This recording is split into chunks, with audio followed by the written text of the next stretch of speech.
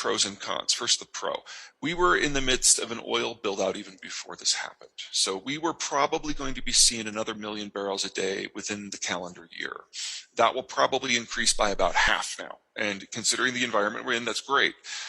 However, it's nowhere near enough. So if everyone who can be brought in is brought in, we're still talking about a shortage in excess of 3 million barrels a day this year, and then next year probably going up to 5. It's very difficult for me to see a scenario where that's going on, where oil prices stay below 170.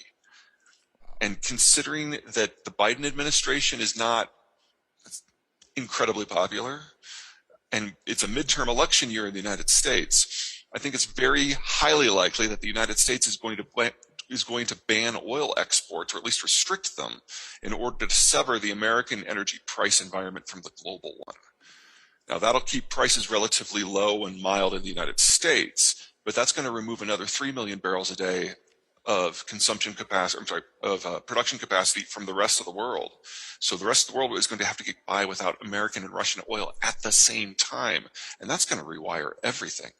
Okay, I think you're going to like this one. Okay, so if the Americans are going to remove themselves from the global energy market, the Europeans are the ones that in the short term are facing the biggest problem, because all that Russian crude that was going west is crude that they used to use.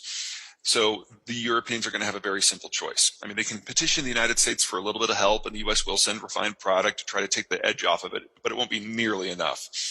The Europeans are going to need an alternate energy source, so they will go south. They will start interfacing with their former colonies throughout the African continent and making sure that those flows go north to Europe instead of east to Asia.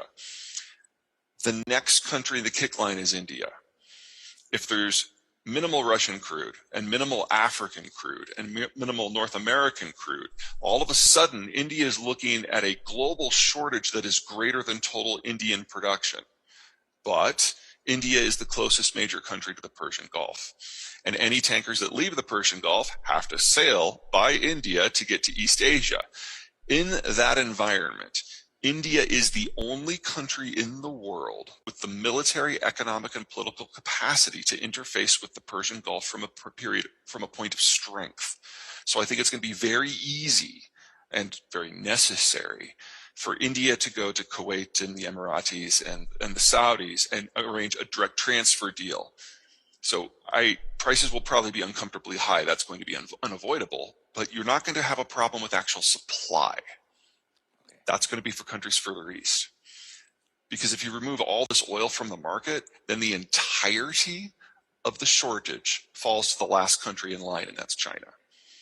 We may be in China's last year as a manufacturing power already. Because if they can't keep the lights on, nothing else matters. So that's quite a dire situation that you're talking of from the point of view of China. One last question, just to wrap up, and this is something that, let's hope he has positive things to say, and whatever he says negative doesn't come true, but that's not been the record this man has had.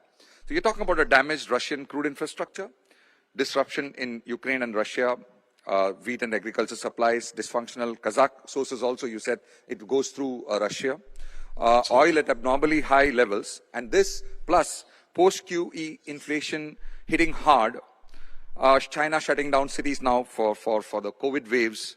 This is the present to the next few months.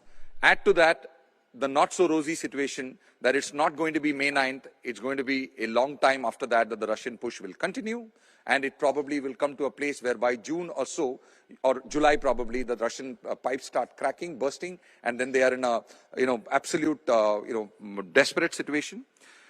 On top of that, I'll go back to your last time's prediction that the baby boomer generation retires this year in the United States at the average age of 70, and by 2022 end, you said most people will be in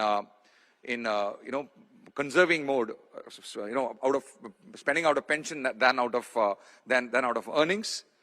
So we're basically going to face a serious situation here sometime in the middle of 2022 onwards. And if the least that could be done was to get the oil thing back to current situation, that itself, you said, technically will take between a year to two. So you're going to be seeing a very, very bleak situation over the next 2 to 3 years. Your prognosis for the global economy now for the next 12 to 24 months? The global economy is going to be in recession, maybe even depression. We are at a break point where globalization is collapsing and the demographics of so many countries are turning. We've always known, demographically speaking, that this was going to be the decade where the old economic model of globalization was going to fail. We've always known it's coming. The COVID epidemic sped things up, and Ukraine has put in a hard stop. So we're there. This is the year it's all breaking down. Something to keep in mind. When the Americans created globalization, it was done as a bribe. We were trying to convince countries to join us against the Soviets. So you can participate in any supply chain, participate in manufacturing, access any market, access our market, if in exchange you ally with us against the Soviets. India didn't join. India has been relatively pro-Soviet. In fact, the Indians were pro-Soviet even when the Soviets were gone. What that means is when globalization collapses, India doesn't have to fall all that far because India never invested its economy into the international network. And since you have functional boycotts, not boycotts, not the word, since you have functional control, if you want it, over who gets Persian Gulf energy, India is going to suffer, yes, unavoidable. You may not have invested your entire economy in it, but there's no way that you can break the imports and the export system of the world without feeling something. That goes for the US too. But India is going to hold the control to the gates of the Persian Gulf. And to think that India won't take advantage of that and get some benefits from that, I think is being very, very creative. So we're all going to have to learn to think a little bit differently in this world we're evolving into. But India is one of a half a dozen countries in the world that is actually reasonably well set up, not for the current age, but for what's coming. And every competitor you have is on the other side of that ledger.